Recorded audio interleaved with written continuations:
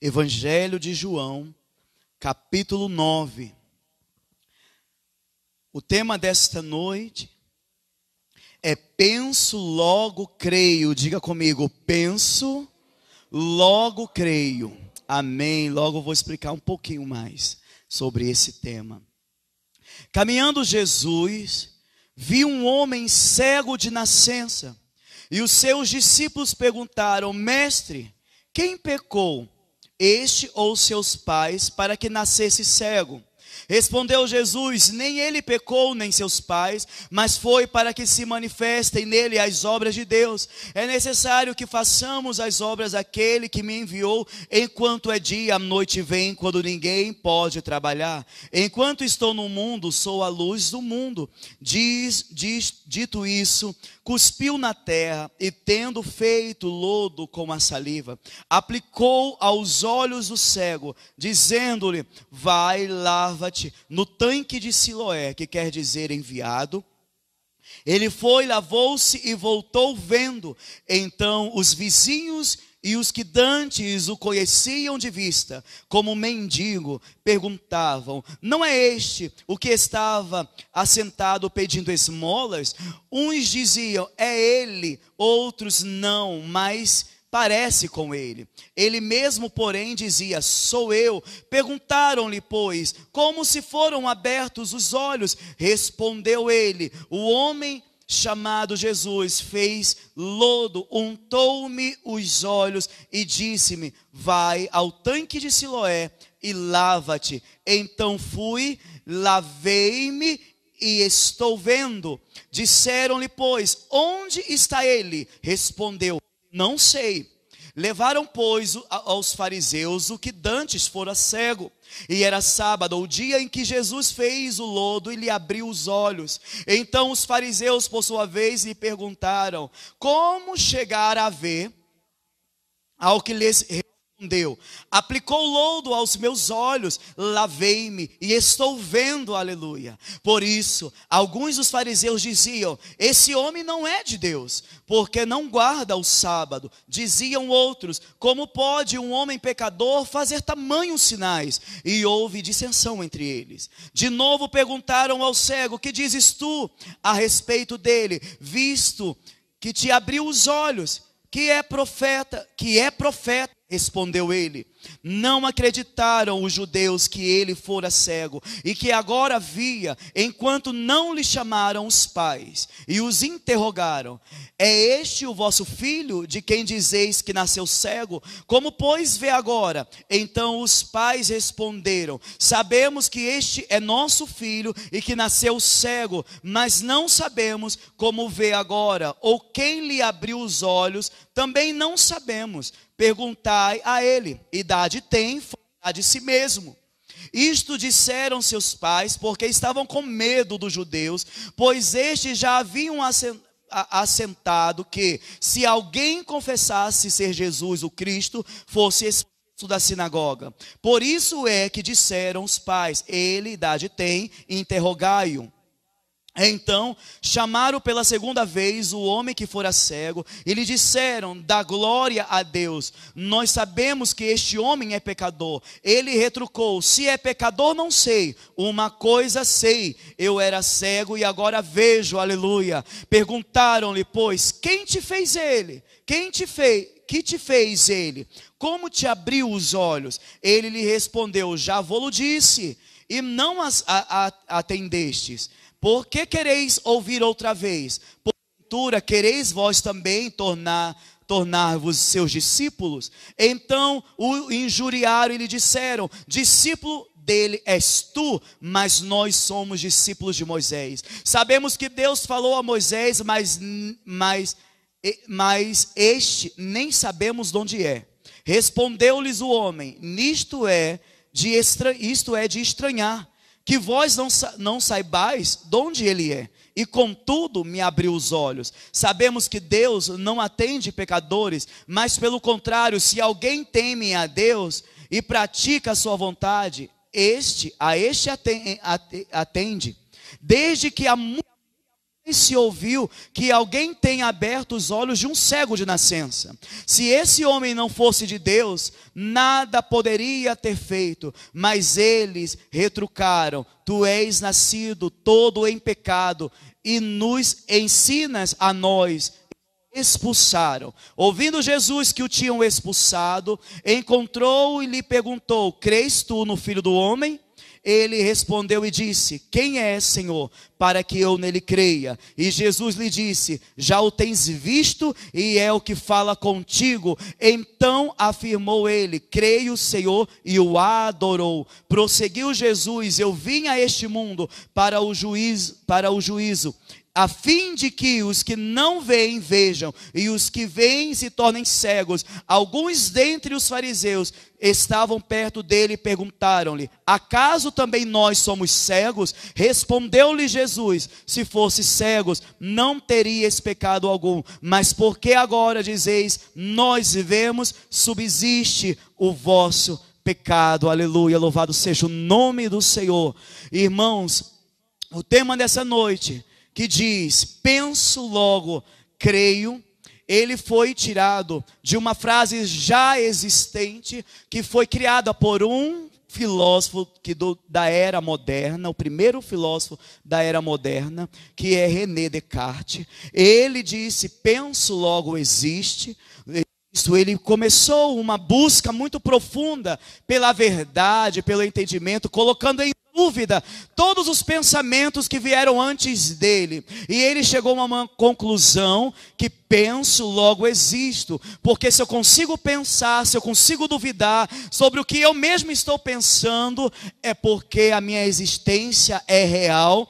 E conforme ele entendeu isso, ele chegou à seguinte e maior conclusão: que Deus colocou nele e em todo ser humano um entendimento que não poderia brotar naturalmente do homem, como por exemplo, como eu, sendo pecador e limitado, vou ter o entendimento de que existe algo perfeito. Da onde vem a ideia do que é perfeito, se nós somos imperfeitos? Da onde vem a ideia da eternidade, se nós somos limitados, se nós não somos por natureza, por natureza pecadora, decaída, eternos? Da onde vem esse entendimento? Onde vem essa compreensão? Senão do próprio Deus. Ele chega a essa conclusão. E por que eu peguei a frase para trazer diante desse texto bíblico como tema? Observe que há muitas perguntas, observe que há muitas argumentações diante de um milagre que o Senhor Jesus fez. Algo que deveria ser motivo de louvor, algo que deveria ser motivo de alegria, foi motivo de debate, foi motivo de discussão, foi motivo de colocar à prova aquele milagre, aquele acontecimento. E eu quero nesta noite falar sobre, responder a seguinte pergunta dada à palavra de Deus: quando é que a fé e a razão se tornam armas poderosas na vida de um cristão? Muitas pessoas acham que viver a fé é excluir a razão, é excluir o sentido, é excluir a lógica. A fé é irracional. A fé é uma coisa, é um tiro no escuro. De maneira nenhuma. Quem lê a palavra de Deus, quem segue os ensinos de Jesus, vai ver que a fé está fundamentada em ensinos completamente coerentes. Jesus deixou um testemunho de vida para mostrar que a minha fé tem que estar em concordância com o que eu creio. Há uma harmonia entre a fé e a lógica, entre a fé e a razão. Mas usar a fé sem razão, usar a fé sem entendimento, é a mesma coisa da fé sem obras. É quando eu digo eu tenho fé, mas eu não pratico. Eu tenho fé, mas eu não vivo. Isso é uma fé sem obras. E ela é chamada por Tiago de uma fé morta. Uma fé sem obras é uma fé sem entendimento. É uma árvore que não produz fruto nenhum. É uma vida onde a gente enche a boca para declarar versículos bíblicos, textos, teorias teológicas. Entretanto, completamente vazio do que se chama coerência de vida. O que você fala não está respaldado no viver. E o outro extremo é quando se vive uma razão pela razão. Uma lógica somente pela lógica no nível humano, uma racionalidade tão extrema que traz apenas ceticismo, incredulidade, friezas e bloqueios para aquilo que vai além do possível, para além do que os nossos olhos veem e dos nossos ouvidos já ouviram, porque Deus está além de tudo. Ele não está enquadrado numa caixinha para fazer nossa vontade, do jeito que nós determinamos. E nós precisamos dizer, quando eu vivo pela letra, né? A palavra diz que a letra mata, mas o Espírito vivifica. Por que a letra mata? Porque está se referindo à lei. Quando eu vivo debaixo de jugo, de opressão, sem nenhum tipo de harmonia com o coração do Senhor Jesus. E hoje nós vamos entender como aplicar na nossa vida ações práticas baseado na história do cego de nascença, como viver verdadeiramente a fé com a razão, e saber que quando eu tenho uma fé de equilíbrio, o que é uma fé de equilíbrio? É uma fé manifestada em obras coerentes, é uma fé onde Jesus fala assim, ó, curai os enfermos, e eles são curados e conduzidos a Jesus, a dar glória a Jesus, e não a buscar glória humana, não buscar proveito humano, usando o que pertence somente ao Senhor, o que é somente para a sua glória. Então hoje nós vamos ver quando é que a fé e a razão se tornam armas poderosas na vida de um cristão. A primeira coisa necessária para viver é quando descubro que em tudo Deus tem um propósito. Quando eu descubro que Deus tem um propósito em tudo. Vamos ver o que acontece aqui do versículo 1 ao versículo de número 3, na vida dele. Você vai ver que vai chegando ali, eles se aproximam de um cego, e quando Jesus o observa, seus discípulos, ao olharem a situação daquele cego, disse assim para Jesus, Senhor, quem pecou? Foi ele ou seus pais que pecaram para que ele nascesse assim? Porque na época existia um pensamento limitado, existia uma lógica para eles terem feito essa pergunta. A razão que estava imperando naquele momento era o ensinamento de que aquele que pecou vivia as consequências de maldição pelo seu pecado. Se os pais tivessem pecado, se transferia a maldição também para a vida dos filhos. Jesus não negou esse pensamento, porque esse pensamento, ele realmente tem verdades nele. Mas o Senhor estava acrescentando além. Porque aí vocês vão pegar aqueles que vivem pela razão, pelo extremo do ceticismo, e vai dizer, olha aqui, ó, Jesus disse que não tem essa história de doença transferida, de maldição transferida. Tem. Mas isso aí é para outro momento. Mas a palavra de Deus declara isso pontualmente. Consequências pelo próprio pecado? Também, existe sim. Pessoas que têm determinadas enfermidades ou estão cativas porque deram brechas através do pecado. Existe sim. Mas o caso deste cego, Jesus quer ensinar algo além. Jesus quer trazer um entendimento que até então não tinha na sua época. E que os discípulos precisavam ter mais maturidade. Por isso Jesus disse, nem ele pecou, nem os seus pais, mas foi o quê? Para que Deus manifestasse a sua glória na vida dele. Foi para que se manifestem nele as obras de Deus. Então qual é o princípio que está aqui? Para que Deus revele o seu propósito na vida deste cego de nascença. Uma situação sofrível, uma situação para muitos irreversível, aonde esse homem nunca viu a luz, onde uma pessoa nasce e a gente já julga, não, se nasceu assim, não tem nem milagre para acontecer aí, para reverter esse quadro. Procuraram um motivo, procuraram uma causa, procuraram culpar alguém. Foi os pais, foi ele mesmo? Não. Porque tem coisas na nossa vida que está acontecendo. Não é porque você é pecador. Não é porque seus pais pecaram. Tem coisas que estão acontecendo para você aprender que Deus tem propósito em tudo. Que Deus tem um propósito com essa dificuldade, com essa dor, com esse choro.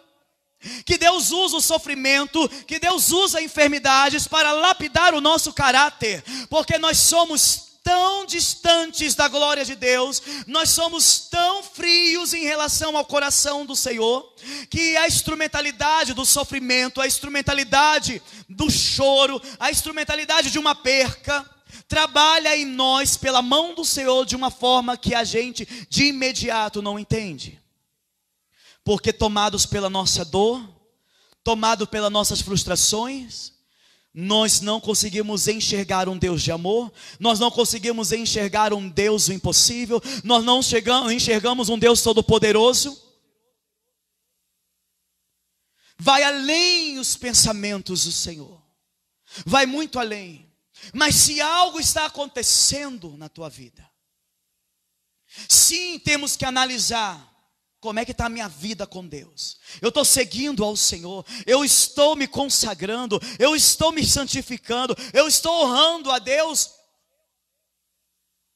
Você tem que analisar sim seu contexto familiar. Meu contexto familiar é um contexto onde honra o Senhor, adora o Senhor, Ele está em primeiro lugar.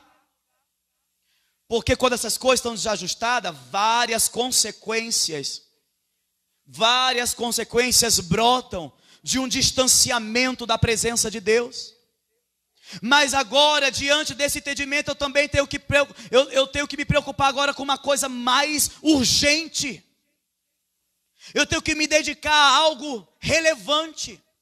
Porque saber se teus pais pecaram, isso não vai mudar nada.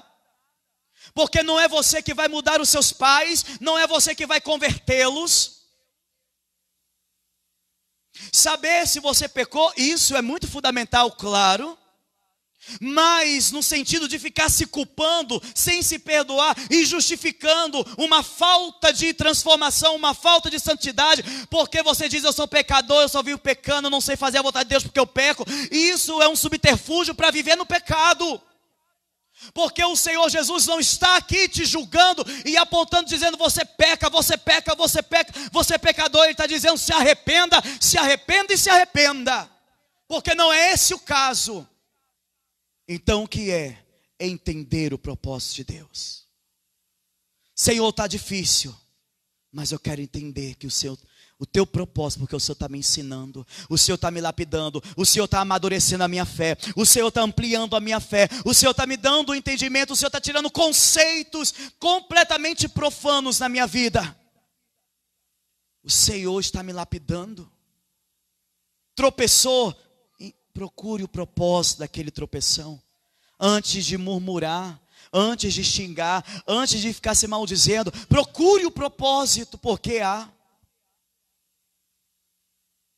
O vento soprou mais forte sobre você, num ambiente onde era improvável que aquele vento chegasse. Procure um propósito. Em tudo Deus tem um propósito. É isso que Ele estava dizendo, ensinando para os seus discípulos. Seja em ações negativas aos seus olhos, sejam em momentos dolorosos, sejam em conflitos, há um propósito, mas você precisa entender.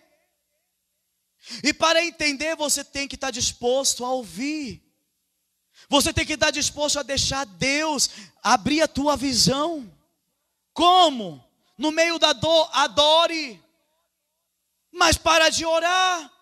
Fique insensível. Começa a sofrer, é aí que fica indiferente a Deus. O primeiro tropeção corre a léguas de distância de Deus. O processo é inverso. Como é que eu quero ouvir? Quer ouvir Deus de uma forma nítida? Está doendo? Começa a se quebrantar na presença dEle. Aproveite aquela dor, aproveite o sofrimento, aproveite a ocasião para transformar isso em um derramar diante dos pés do Senhor. E a voz dEle vai fluir. Você vai entender, você vai estar por cima daquela circunstância, porque Ele vai te fazer olhar de uma forma plena. O Senhor se aproxima daquele homem, o Senhor cura, o Senhor, Ele faz uma mistura ali que nos conduz para segundo entendimento de como viver uma fé com a razão de uma forma poderosa. Como viver esse equilíbrio e praticá-lo. É quando não me prendo aos meios, mas vivo o processo. Quando eu não estou preso a coisas pequenas e insignificantes. Irmãos, isso dentro do campo religioso é terrível. As pessoas, elas deixam de receber a bênção de Deus. Elas deixam de ser extremamente abençoadas, porque estão catando milho, igual a galinha ali olhando para o chão, vivendo de migalhas, de rixas ridículas e insignificantes, vivendo suas guerrinhas internas, vivendo seus achismos. Você acha uma coisa, você acha que alguém está pensando algo, e você vive por aquilo amargurado, com irritabilidade. Você vive de uma forma áspera, intocável, numa defensiva de extrema sensibilidade. Quando isso acontece? Vejamos que o Senhor aqui Ele faz uma mistura única. Ele ali cospe, mistura sua saliva ao barro ali, faz um tipo de lodo, passa nos olhos do cego, manda ele se lavar no tanque de Siloé. Quantas pessoas estão preocupadas com o cuspe? Quantas pessoas estão preocupadas com o barro? Quantas pessoas estão preocupadas com o tanque de Siloé, com a água que tem que lavar os olhos? Vivendo detalhes que não nos levam a entendimento maior. Se preocupando com o meio, se preocupando com a forma. Nós somos assim. O tempo todo só nos perguntamos: por que, Senhor, assim? Por que isso está acontecendo? Por que isso está acontecendo? Eu estou preocupado com cuspe, eu estou preocupado com barro, e não consigo viver o processo. Eu estou preso, inquieto, não consigo ir além. A religiosidade fica presa a detalhes que impediu eles de entender que algo maravilhoso estava acontecendo. Você vê que começa uma discussão por causa do sábado. O sábado, olha, curou no sábado. Esse homem não pode ser de Deus, porque curou no sábado. Irmãos, existem diversas igrejas no mundo, placas denominacionais, e eu quero que mais igrejas sejam abertas para que a palavra de Deus seja pregada. Mas as pessoas precisam ter o entendimento, o povo de Deus, que as diferenças que nos separam são infinitamente menores do que o que nos une. Porque o que nos une é a unidade em Cristo, é o caráter de Cristo, é a obra de Cristo, é a certeza que Ele vem nos buscar. Se é antes da tribulação, depois da tribulação, não é o mais relevante. Mas pessoas se prendem a detalhes para dizer: eu não posso andar com você, eu não posso te aceitar, porque a tua fé é muito calvinista. Eu não posso te aceitar porque a tua fé é muito arminiana. E as pessoas começam a viver protocolos de homens, começam a viver ensinamentos de homens, como se Jesus estivesse estabelecido esses ensinos. Como é que eu posso viver o sábado acima de Jesus? Como é que eu posso colocar o sábado acima de uma vida?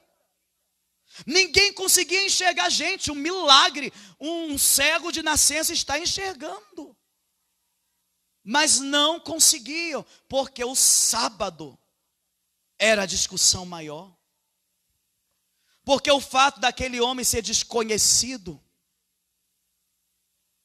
e nós estamos assim, deixando de viver o milagre, deixando de viver o fluir, porque estamos presos a detalhe. Começa a procurar esses detalhes, começa a procurar essas coisas que estão te prendendo, e você vai ver. Ficamos com medo de uma coisa, não falamos de Jesus, ficamos com vergonha de incomodar, de sermos inconvenientes. Mas não nos envergonhamos do Evangelho, declarou o apóstolo Paulo, e eu declaro nessa noite, porque é o poder de Deus para a salvação de todo aquele que crê. Eu preciso me converter, eu preciso me entregar ao Senhor Jesus. Eu preciso viver uma fé coerente, uma fé unida à razão, à lógica. Nós vemos um exemplo extremamente claro na vida de Naamã. Naamã, quando ele, que era general de guerra, estava todo leproso, ele foi buscar o profeta, ficou sabendo que havia um profeta, foi até a ele. Quando ele chegou, a palavra diz que ele foi recebido não pelo profeta, o profeta mandou o seu servo ir recebê-lo. Depois o profeta manda uma direção para Naamã. Naamã fica extremamente irritado, extremamente furioso, porque Naamã diz: eu pensava que quando eu fosse até o profeta, ele viria até a mim, levantaria a mão dele, tocaria na minha ferida, e eu seria curado. Naamã estabeleceu a forma, os detalhes de como ele queria que acontecesse. E quando eu estabeleço algo e sai fora do meu controle, irmãos, a ansiedade nos domina, o ódio nos domina, a insatisfação nos domina.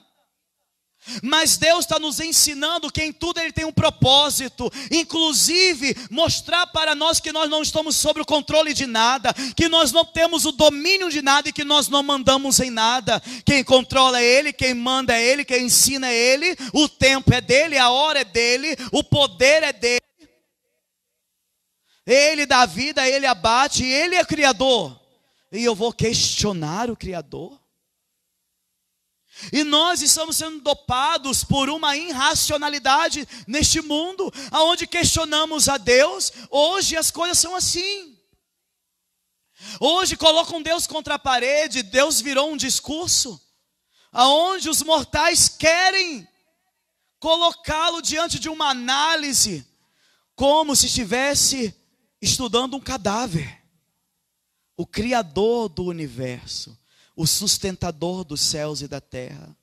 E quando Naamã caiu a sua ficha através de um servo, quando ele disse: é mesmo, se ele tivesse me pedido uma coisa difícil eu faria, mas como ele pediu uma fácil, eu me endureci. A ficha dele caiu e ele se submeteu, mergulhou 7 vezes no Rio Jordão. Ele não queria mergulhar no Rio Jordão porque na sua terra tinha águas mais puras, águas melhores, cristalinas.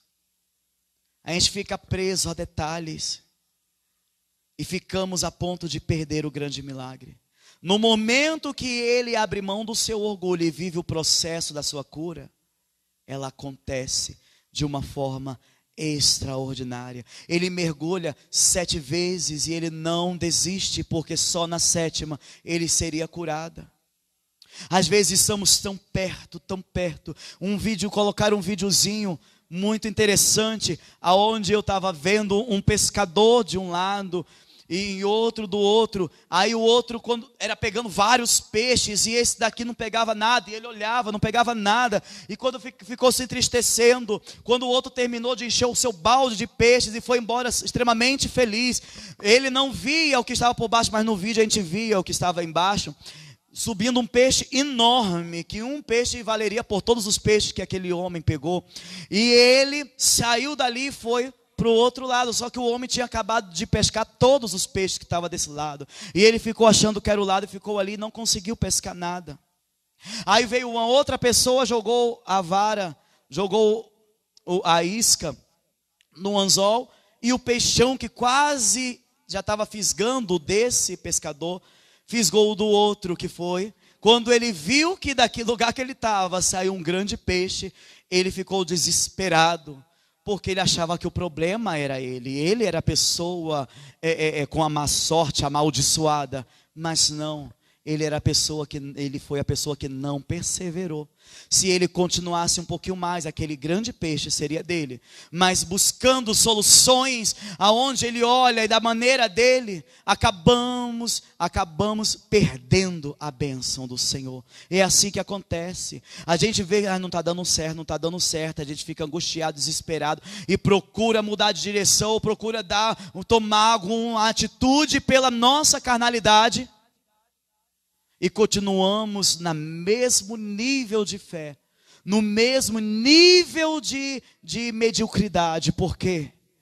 Porque não perseveramos, porque nos prendemos a detalhes insignificantes e esquecemos que Jesus curou de diversas maneiras.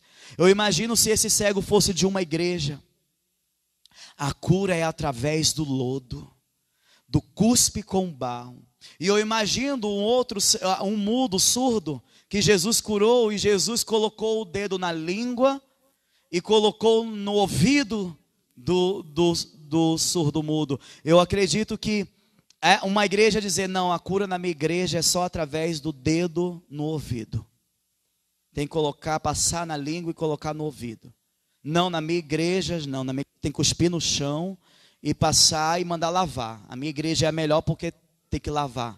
Não, a minha igreja é melhor porque tem que colocar o dedo no ouvido. Está entendendo como acontece? Pessoas que vivem presas a detalhes insignificantes, elas estão fadadas a não avançarem em sua fé e viverem ali achando que estão fazendo tudo da forma correta, porque estão sempre colocando o dedo no ouvido das pessoas, porque estão sempre ou cuspindo no chão para tentar passar a saliva nos olhos de alguém, enquanto que Deus quer mostrar que Ele é a cura. Ele é a cura. Não, independente da forma como ele faça, ele é a cura. Nós vemos essa disposição no ser humano quando os discípulos de Jesus viram uns homens expulsando demônios. Qual foi a primeira coisa que eles falaram? Senhor, quer que a gente mande eles pararem? Porque eles não andam com a gente, não é dos nossos.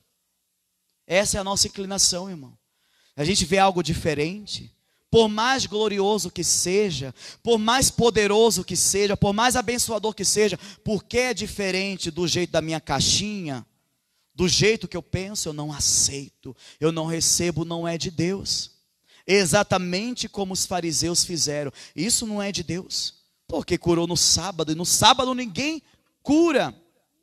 Passando para nosso terceiro ponto, para responder quando a fé e a razão tornam-se armas poderosas na vida de um cristão. Quando assumimos a nossa verdadeira identidade. Veja o que a palavra do Senhor nos diz aí no verso 8 em diante. Então os vizinhos e os que dantes o conheciam de vista, como mendigo, perguntaram, não é este o que estava assentado pedindo esmolas?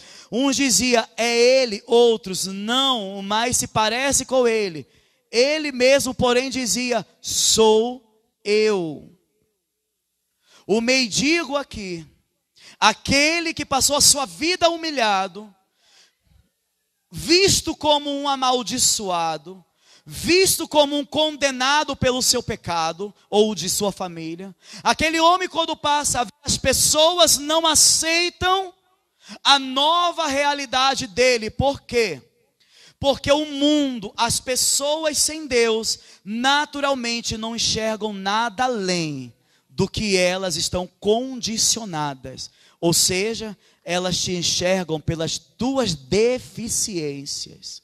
Elas não querem te enxergar como vencedor. Elas não querem te enxergar como alguém que supera as circunstâncias. Elas não querem te enxergar como alguém excelente. As pessoas te enxergam como o fulano que sofreu um acidente. Aquele ali é um fulano que tem um problema tal de saúde. Aquele dali é aquele que se separou. É aquele, sempre algo negativo. Sempre desponta. É aquele que nunca consegue nada na vida. É assim que a sociedade quer te ver. E quando eles viram aquele homem chegando, eles não queriam aceitar. Não, não é ele. Não pode ser ele. Mas ele disse, sou eu. Ele assumiu a identidade dele, abandonando os seus estigmas, abandonando os seus rótulos. Quantas vezes nós nos convertemos ao Senhor Jesus e não temos a coragem de falar, sou eu. Eu era aquele assim, assim, assim, agora eu sirvo a Jesus, agora meus olhos veem a verdade do Evangelho, agora eu faço isso, isso, isso por amor a Jesus. Quantas vezes nós estamos nos lugares, mas queremos que as pessoas, principalmente colegas, amigos, nem falamos nada para que eles nos sintam ou nos vejam do mesmo jeito, como se fosse incomodar a eles, agredi-los. Então eu me calo. Se converteu, falando, agora é crente? Não, eu só de vez em quando vou para a igreja. Mas não consegue falar, não, sou eu mesmo, convertido no Senhor Jesus, agora seguindo princípios pela palavra de Deus, com um novo propósito de vida.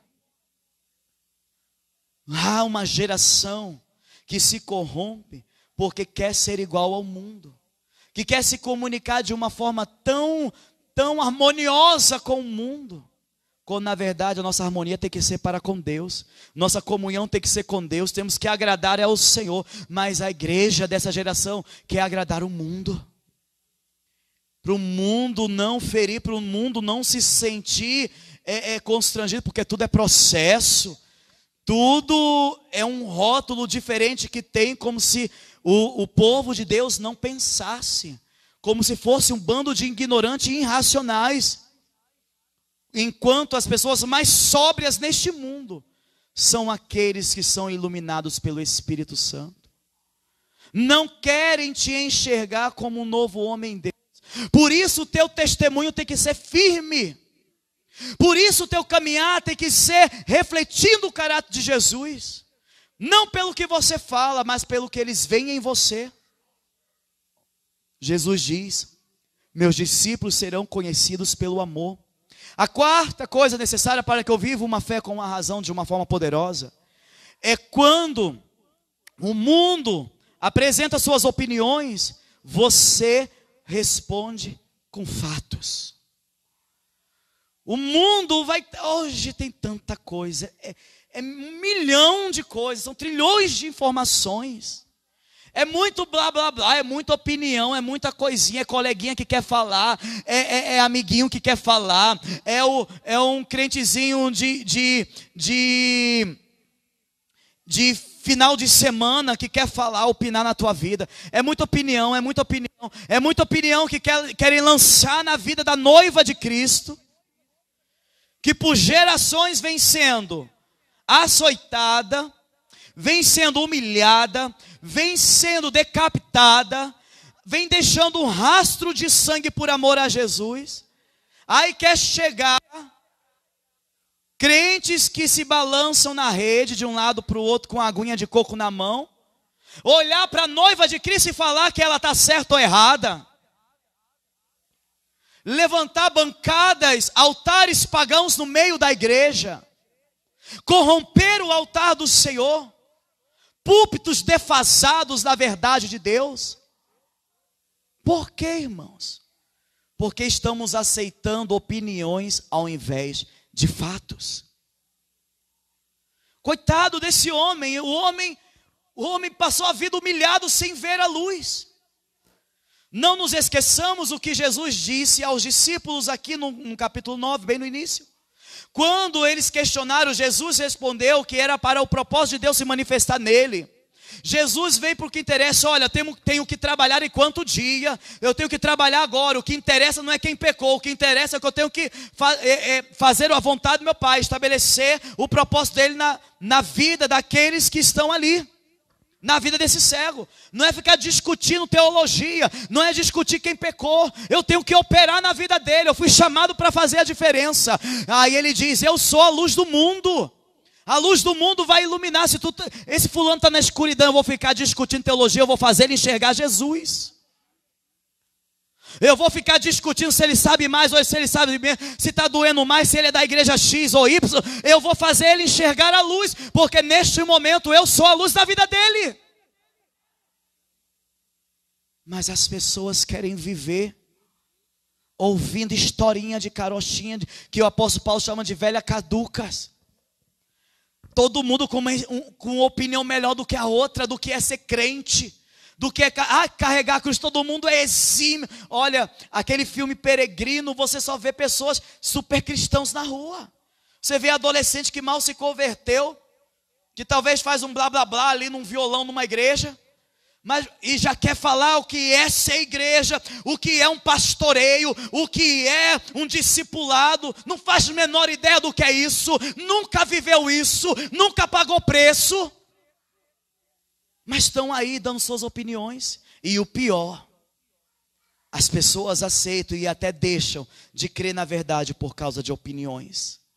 Pregamos a verdade, semana após semana, vem uma opinião do diabo, praticamente desfaz tudo o que você pregou. Desfaz todo o momento de adoração de você. Foi levado até os céus, sentiu a glória do céu, mas por causa de uma opinião do diabo, muitas coisas estão sendo destruídas na vida de cristãos que deveriam estar vivendo muito mais em intimidade, em alegria, em prazer, em satisfação de estar na presença de Deus. Aquele homem foi questionado: olha, quem foi que te curou? Eu não sei, eu não via, eu não sei quem me curou, mas ele passou saliva no barro, fez um lodo e passou nos meus olhos, mandou lavar e eu comecei a ver. Eles desacreditaram no próprio homem que estava falando, eu voltei a ver.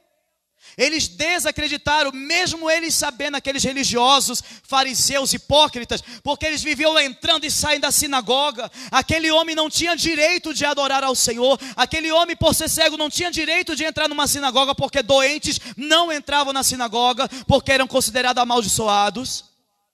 Aquele homem escanteado era visto por eles, mas eles não queriam aceitar. Disse: chame os pais dele então, vamos desmentir isso. Os pais deles confirmam, outros covardes. Não espere pessoas que não têm Deus, pode ser o teu pai e tua mãe, virem respaldar a tua fé, porque não vão. Não espere, o Senhor Jesus diz: sabe quem serão teus piores inimigos em relação ao Evangelho, em relação à tua caminhada com Deus? Teus piores inimigos não vão ser aqueles que você não conhece, serão os da sua própria casa. Essa é a verdade, mas a gente não quer enxergar. Quando vem uma provaçãozinha dentro de casa, não quero mais porque minha família, meu cônjuge não aceita. Que história que não aceita? Não aceita o Senhor, Criador do céu e da terra, que te livra do inferno. Se ele não aceita, vai ficar sem aceitar, mas você tem que correr para a presença de Jesus. A palavra diz: mas importa obedecer a Deus ou a homens?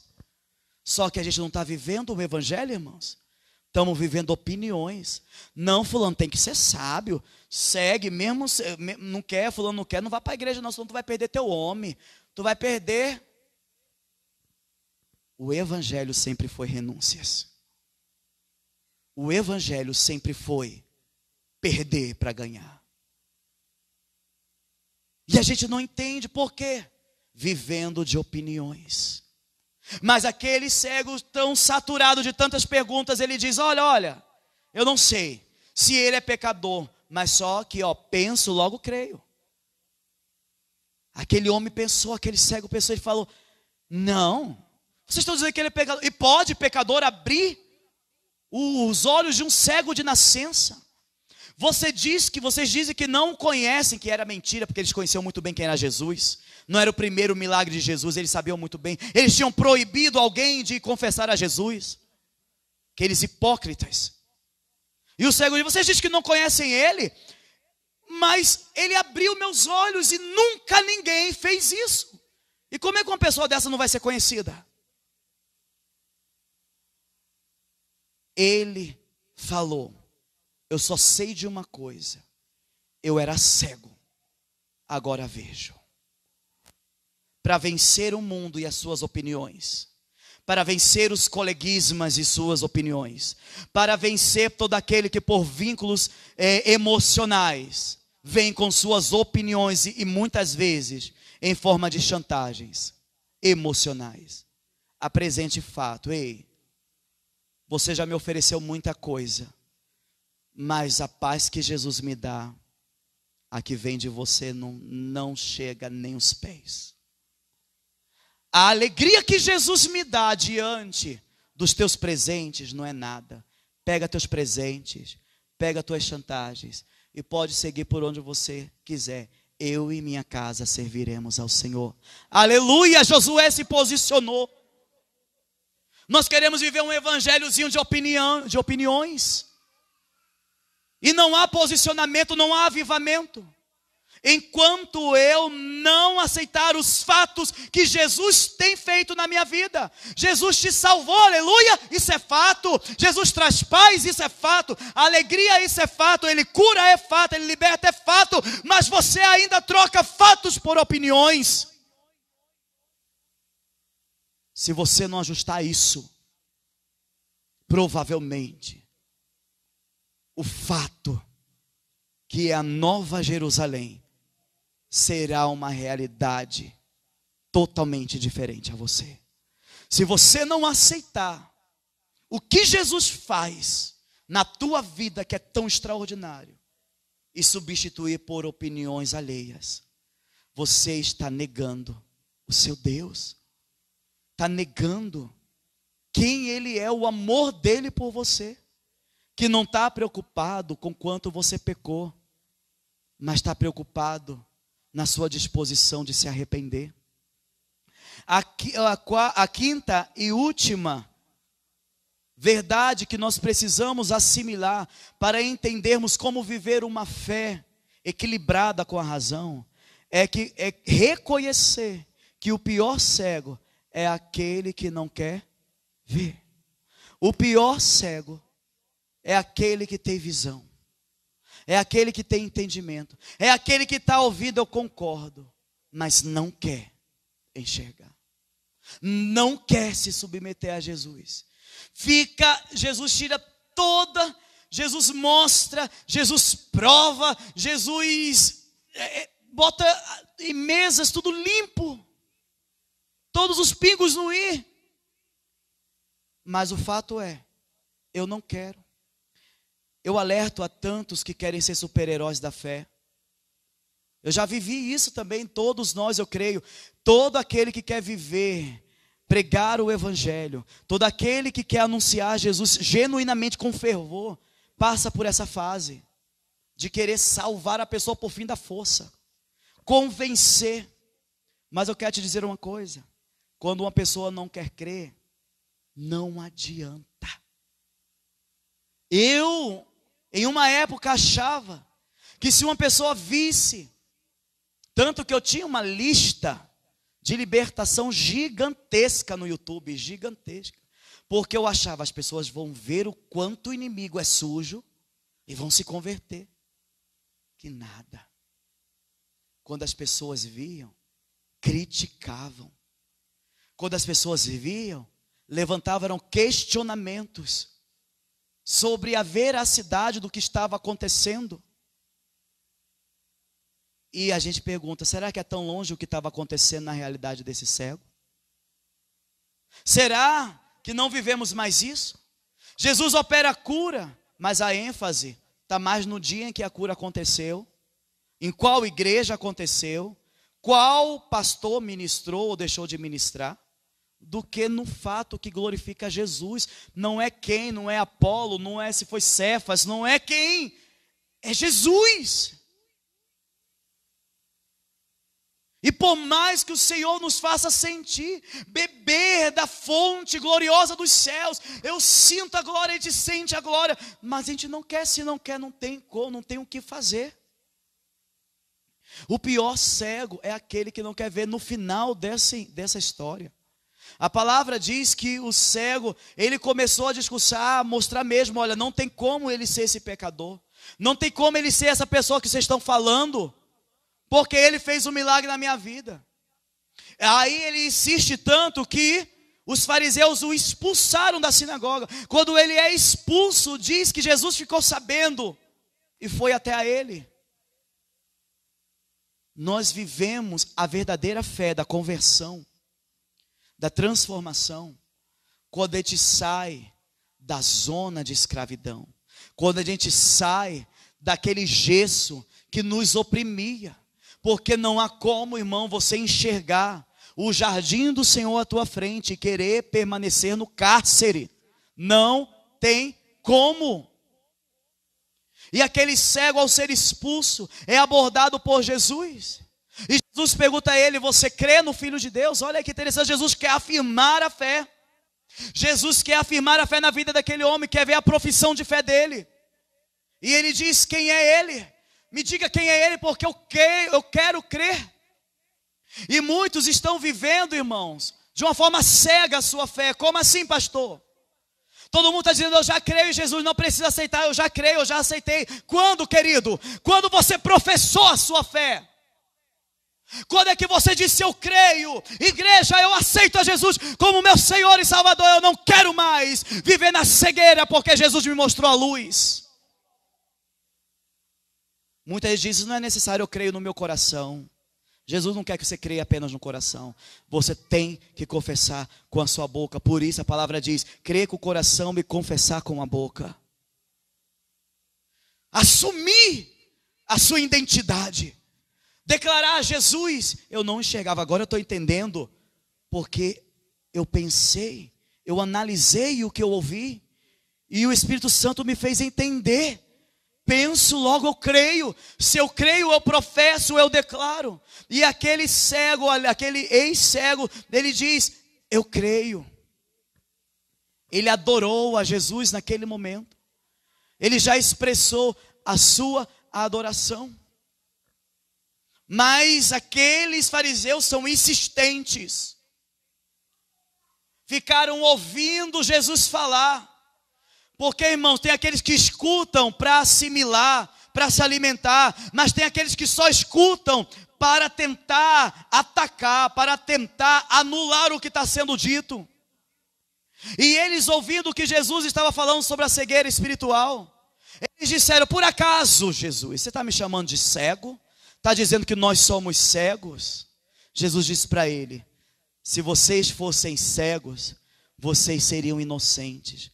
Mas porque vocês dizem que enxergam, vocês são condenados, permanecem na condenação.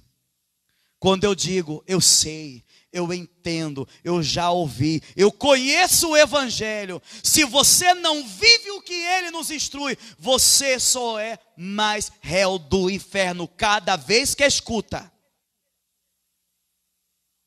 Porque o pior cego não é o que tem os seus olhos impedidos de ver a luz, mas é aquele que, enxergando, continua na mesma indisposição, na mesma frieza, na mesmo calculismo mundano. Mesmo Jesus mostrando milagres, mesmo Jesus revelando o seu amor, mesmo experimentando a paz que vem ao adorar ao Senhor, ao estar no meio da atmosfera da adoração. Se eu quero verdadeiramente viver uma fé de avivamento, fazendo a diferença, eu preciso pensar. Eu preciso raciocinar sobre as coisas que eu estou vendo e ouvindo. Raciocinar, analisar e falar: Senhor, é isso que tu queres mesmo? É isso, Senhor? É assim que tem que ser? E buscar o que a palavra do Senhor tem nos direcionado. No momento que os olhos daquele cego se abriram, ele viveu o milagre da cura? Sim. Mas o maior milagre foi o de confessar a Jesus como Senhor e Salvador. Feche teus olhos nesta noite. Eu quero fazer um convite. Eu não sei há quanto tempo você se distanciou do Senhor Jesus, só você sabe. Eu não sei se você nunca professou a tua fé falando: Senhor, eu te aceito como Senhor e Salvador. Mas nessa noite, diante dessa palavra, eu quero fazer o convite para aquele que está assistindo também essa live, para aqueles que estão aqui, aqueles que hão de assistir essa live. Em nome de Jesus. Se tem alguém nessa noite tocado pela palavra de Deus, convencido pelo Espírito Santo, que quer confessar a Jesus como Senhor e Salvador da sua vida, eu convido a levantar uma das suas mãos, dizendo: com isso eu quero. Aleluia, Jesus, louvado seja teu santo nome, engrandecido é o Senhor. Se tem mais alguém nessa noite que quer aceitar o Senhor Jesus como Senhor e Salvador, levante a sua mão. Se tem alguém que quer se reconciliar, porque se afastou e quer se reconciliar, levante a sua mão. Eu quero apresentar a tua vida diante do Senhor Jesus. Eu quero pedir a nossa irmã Daniele que conduza a nossa irmã aqui até a frente. Santo é o Senhor. Se tem mais alguém nessa noite que quer entregar a sua vida a Jesus, que quer se reconciliar, pode trazer, pode subir. Esta é noite de reconciliação, de salvação, porque Ele nos ama, Ele nos chama. Amém, Jesus.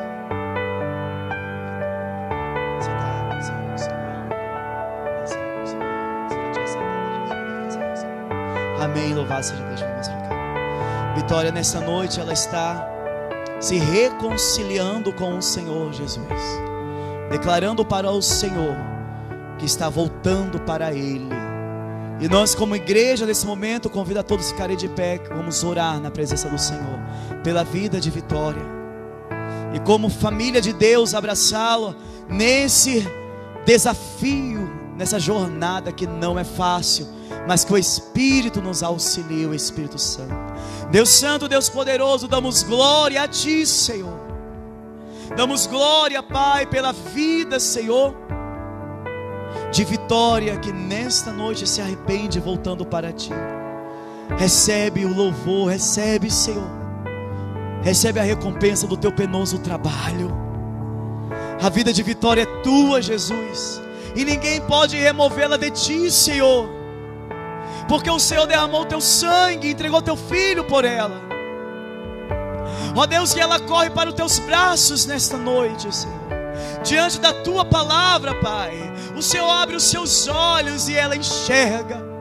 Aleluia, louvado seja o nome do Senhor, pois os céus se alegram, os céus festejam nesta noite. Aleluia, glória ao Teu nome, Senhor. Abraça a Tua filha, Senhor. Renova a Tua filha, Senhor, e usa a Tua igreja como Tuas mãos, como Teus pés. Usa a Tua igreja.